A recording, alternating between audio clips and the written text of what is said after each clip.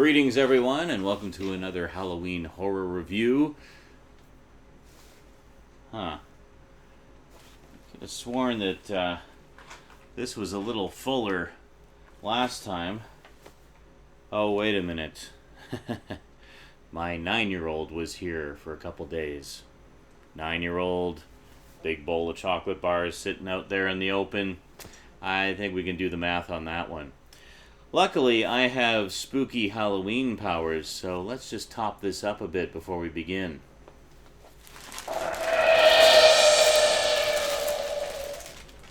There we go. That's much better. Ooh, got some new stuff, too. Awesome. My powers are spookier than I thought. Alrighty, so carrying on. We are continuing on, of course, with the Nightmare on Elm Street series. Last time we talked about Nightmare on Elm Street 2, Freddy's Revenge. Oh, and speaking of chocolate bars, I forgot to pick one at the end of the video. Well, let's see. Freddy was trying to take over Jesse's body and get into the real world. Kind of trying to become the boss of Jesse, as it were. So I think we're going to go with... yes. A Mr. Big. Seems appropriate. So today we're going to carry on with A Nightmare on Elm Street 3, Dream Warriors, which is my personal favorite of all the sequels by far. I think it's just a fantastic follow-up to the original. It largely ignores the events of the second one and just kind of acts as a direct sequel to the first one that takes place a few years later. And yeah, so let's talk about it today on the Multimedia Chronicles.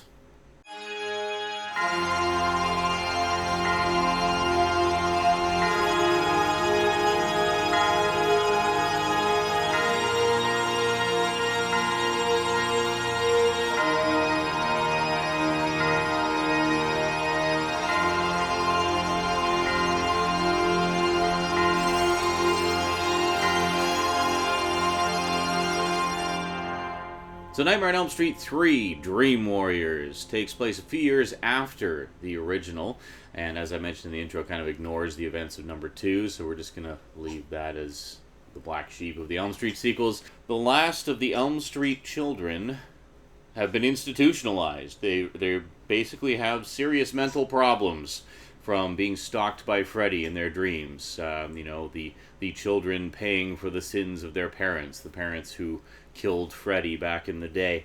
So the last of them are in the loony bin, essentially. I should mention, keep an eye out for young Lawrence Fishburne as Max, one of the hospital interns. Yes, as Larry Fishburne. On a personal note, I should mention this was actually the last of the Elm Street movies that I watched with my best friend, the one I've been talking about in the past couple videos, who I introduced him to Nightmare 1, and then we both experienced Nightmare 2 for the first time together, and then it was the same with Nightmare 3. I can't remember if he had watched it before I watched it with him or not, but anyway, basically one last sleepover, we watched the third Nightmare on Elm Street, and well, it was kind of nearing that time of life when we were both about to head off to high school. And as luck would have it, we ended up going to different high schools, so we kind of drifted apart after that. And the remaining Nightmare movies I saw either on my own or with other friends. So sadly, that bit of personal history was coming to an end with this one. So kind of bittersweet memories of my first experience seeing the movie. Basically, much like the second one, we rented it on VHS when it came out because we were still too young to go see them in the theaters. You have to understand, R here in Canada is 18 and over only. It's like restricted is restricted. If you're not 18 or older, you cannot go and see it. It's not like R in the States, where it's if you're under 17, you can go and see it if you got a parent or gardener with you. Yes, or parent or guardian with you. It's not like that here in Canada. R is R. Basically, you have to be 18 or older, or you just cannot go in to see it. So, basically, our only option was renting it on video when it came out. So that's what we did. So we rented it, and boy, I tell you, some of the death scenes in this one at the time just like really almost made me feel physically ill from the graphicness of them. In particular, there's one of the kid who was known as the Walker. He was kind of a sleepwalker.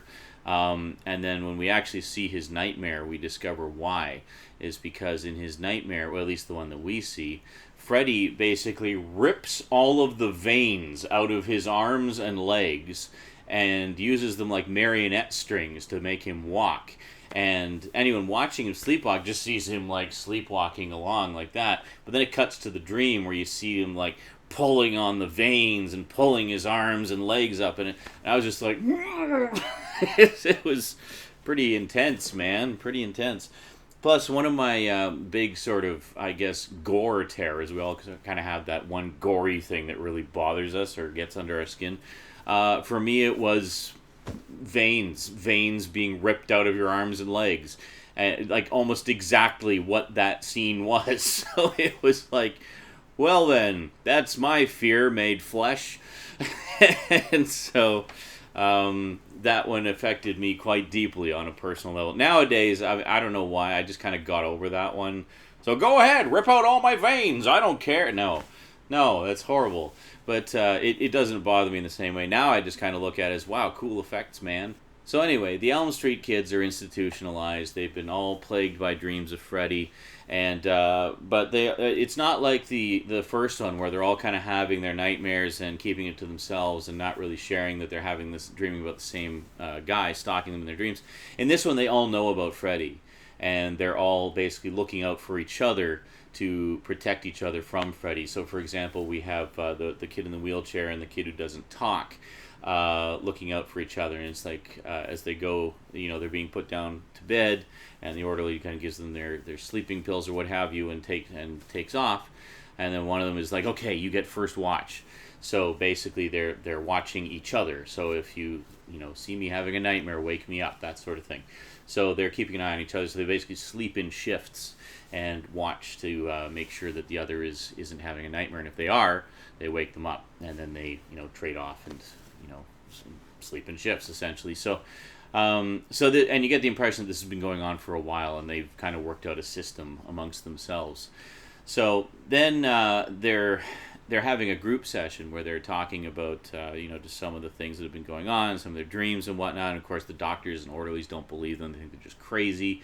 And then there's this wonderful scene where Kristen, who was it was kind of our eyes into this situation, where she starts off, she's troubled, she's having nightmares, and she has a dream that Freddy slashes her wrists, and her mom walks in on her in the bathroom, and she's holding a razor blade, and she slashed her wrists. So in the real world, it's like she tried to kill herself, but it was actually Freddy manipulating her in the dream to do that to herself.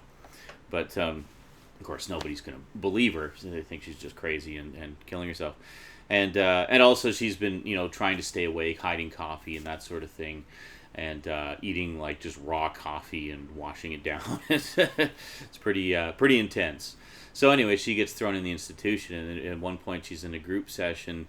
And she starts singing the nursery rhyme, the jump rope song, the 1, 2, Freddy's coming for you. And she's breaking down crying as she's singing the songs, and she's saying that, why doesn't anybody believe me? And she's breaking down crying, singing the songs. She's very emotional. She gets to the last line, 9, 10, and then she can't bring herself to say the last line, and then you hear this familiar voice say, never sleep again, and the camera cuts to the doorway, and there's Nancy. And man, I literally get tears in my eyes every time I see that moment. It's just such a beautiful moment in that. And remember how I was talking about how in the first one, Nancy becomes almost the mother-like figure, and that kind of sets up her arc for the third one. Well, the third one is the natural continuation of that, where she's actually become a psychologist specializing in dream therapy. Surprise, surprise. So she's basically come in as a specialist to try to help these kids deal with their dreams. And little do they know just how much experience she has with this particular dream. So naturally, she's the perfect mentor for these kids, because she's the first one to battle Freddy and defeat him.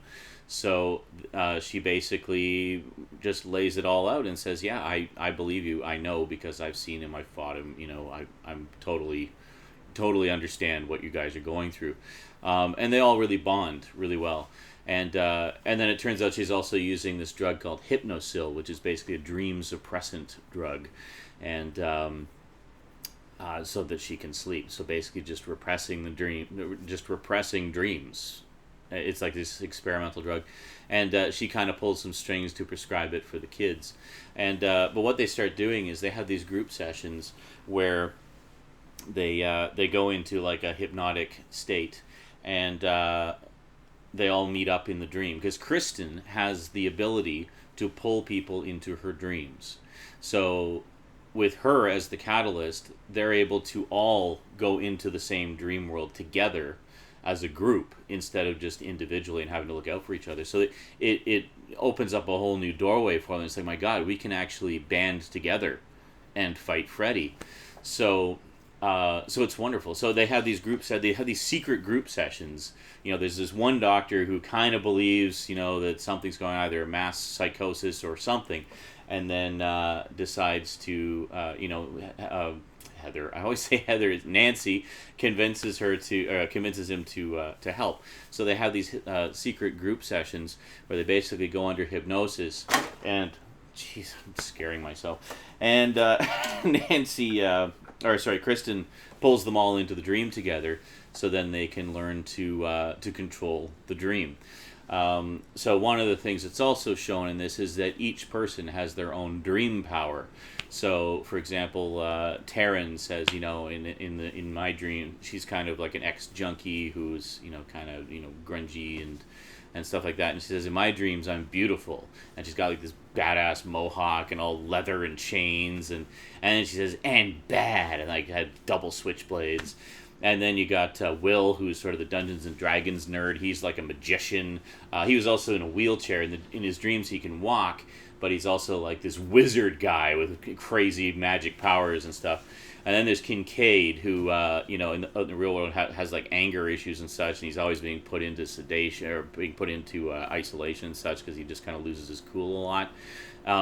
In his dream, he's super strong, and stuff like that. And then Kristen, in addition to being able to pull people into her dream power is she's just like super gymnastic, basically, and can do like flips and twirls and stuff like that. So they start meeting in these group sessions and kind of trying to hone their dream powers and figure out how can we use this together to fight Freddy.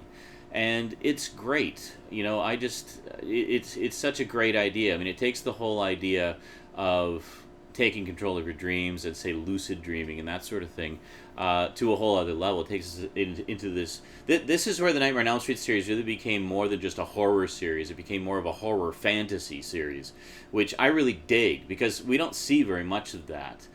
This is where we really started to see some just crazy creativity with the actual dream sequences and also what the individual characters could do in those dreams, like with the dream powers and such. And I just love it. I think they did some really cool, some really cool ideas there. But then again, of course, once Freddy shows up, he starts using everyone's own fears against them. Like, for example, the wizard kid who's in the wheelchair. He has like this dangerous-looking wheelchair that he sends rocketing down the hallway towards the kid. And it's like, don't you want to sit down and stuff like that, and just totally messes with him. And it's like, don't deny who you are. You can't walk. That's not actually what he says, but you know what I mean. That's sort of taunting. I should mention there's the one girl who wants to be on TV. She has these dreams of being an actress, and how she stays awake is by burning herself with cigarettes. So at one point she's watching TV and she kind of dozes off and she sees this episode of the Dick Cavett show with Zsa Zsa Gabor, and then Dick Cavett turns into Freddy and kills her, and then she's like, what just happened? So she goes up to the TV to see what's going on because it just cuts to video snow just as Freddy goes in for the kill. And then the TV turns into Freddy. Basically, his head comes out of the top and his arms come out the side, and he picks her up. And there's one thing I got to mention about that. There's a really famous line, like one of the most famous Freddy catchphrases, which is, "Welcome to prime time, bitch." That was apparently an ad-lib by Robert Englund. The original line, which is also in the movie, was, are you ready for your big break in TV? Or here, this is your big break in TV, something like that. So anyway, he says that line, but then apparently they've done so many retakes of it. Robert Englund just started ad-libbing, and so then he ad-libbed the line, "Welcome to Prime Time, bitch," and it became like one of the big famous catchphrasey lines from the movie. So good on Robert Englund for, having some wit. So that was pretty cool. And then of course we have Joey, the mute kid, who he's the obligatory typical horny teenager. He has the hots for this sexy nurse, and the nurse is kind of having an affair with this sleazy orderly guy, but he has basically a wet dream essentially where she shows up and strips for him, and we finally get boobies in a Nightmare on Elm Street movie. Yay, boobies! Everybody loves boobies. And then it turns out to be a trap. It's a trap by Freddy to trap him. So they actually So Freddy actually traps him in the dream world. It's this nurse creature uses her tongue and just spits out all these tongues, and the tongues just kind of wrap themselves around his arms and legs, and then strap him to the bed, and then the bed turns into this vortex to hell. And so so the whole goal there is, Freddy knows what all the other kids are up to. He wants to get them. They're the last of the Elm Street kids, so it's very important for his sort of revenge schemes to get them, to punish the parents. So basically he takes Joey into the dream world with this sexy nurse trap, and traps him there. So in the outside world, it appears that he's in a coma. In the dream world, however, he's strapped over this vortex to hell. So the other kids have to go in and try to rescue him. So they go in. They've honed their dream powers as much as they can. It's time to confront Freddy. So they got to go in and battle with him. There's some great sequences in there too. Like there's one in particular with where Freddy turns into a giant snake thing with a gigantic Freddy head, and it's trying to eat Kristen. It's like gobbling along, like trying to swallow her like a snake. And that's when he actually pulls. That's when we first discover she has the ability to pull people into her dream. She actually pulls Nancy into the dream, and then Nancy fights off the snake Freddy and rescues her. And Freddy recognizes her. He's like, "You." It's like he knows Nancy. He remembers that she's the one who defeated him. So he really wants to get her big time. So I could just go on and on about how much I love this movie. It's just so much fun. It's got a great set of characters, some really interesting things. Oh, of course, I should mention, Taryn, the former junkie. The way Freddy gets her is he turns all his fingers into syringes and says, "Want to get high?" And then this is another part that disturbed me as a kid, was her the sort of train tracks on her arm turn into these little puckering mouths, like wanting the needle and like suckling towards it, and it's really disturbing. Oh, I should mention also that scene with the naked nurse apparently was originally going to be a lot more disturbing. The original version of that, and there are some photos of this you can see in the extras on the Blu-ray and whatnot, but the original version of that was going to be the nurse's body was going to then have Freddy's head on him. So it'd be like Freddy's head with this sexy nurse body. So they did that. They did the full makeup thing and everything, but and basically had the actress dressed up in the Freddy makeup. And then they took a look at it and was like, no. No, that's just wrong on so many levels. So they, I think, wisely chose to abandon that idea, and instead the nurse just kind of goes off to the side, and then Freddy shows up. He's standing at the foot of the bed, and then that's that. But man, what a great sequel! And this basically sets up what became a Nightmare on Elm Street trilogy of movies, which would the story would continue through Nightmares 4 and 5, which we'll start talking about next time.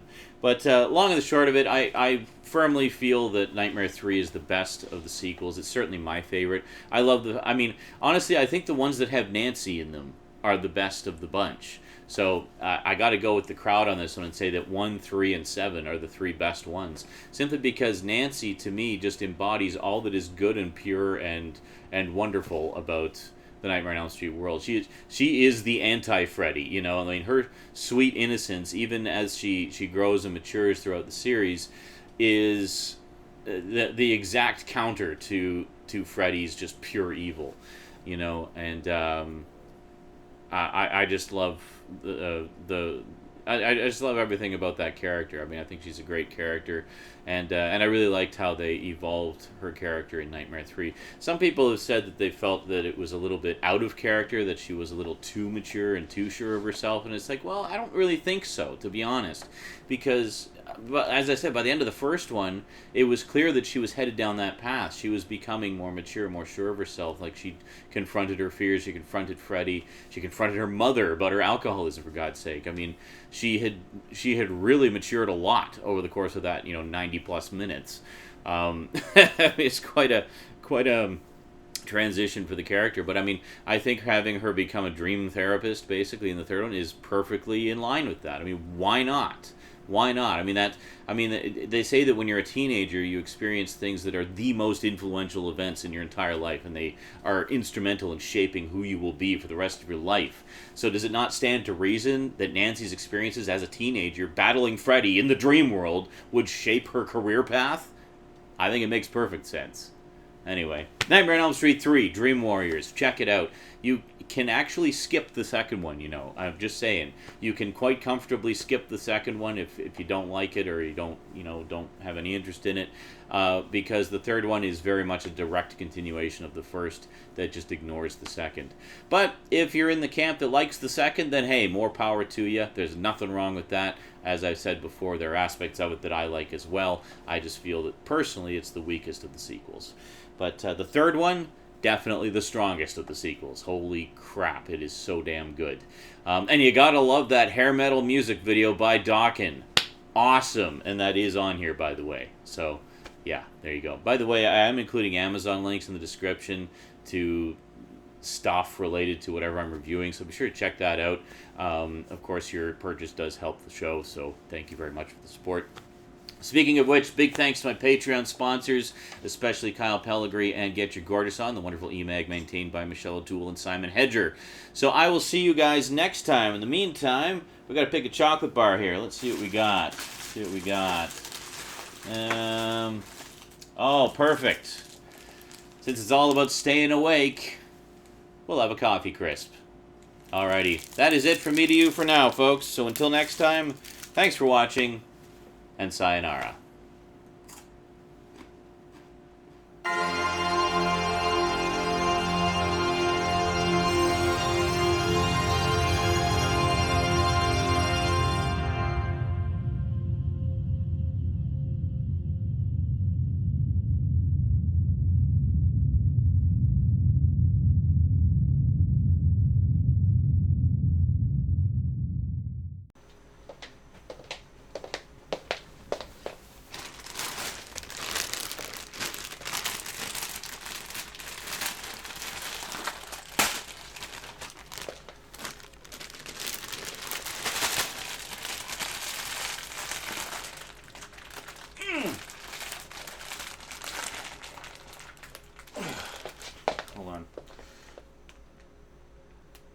We'll just pull this back so you can see the struggle. Fuck. Hermetically sealed or what?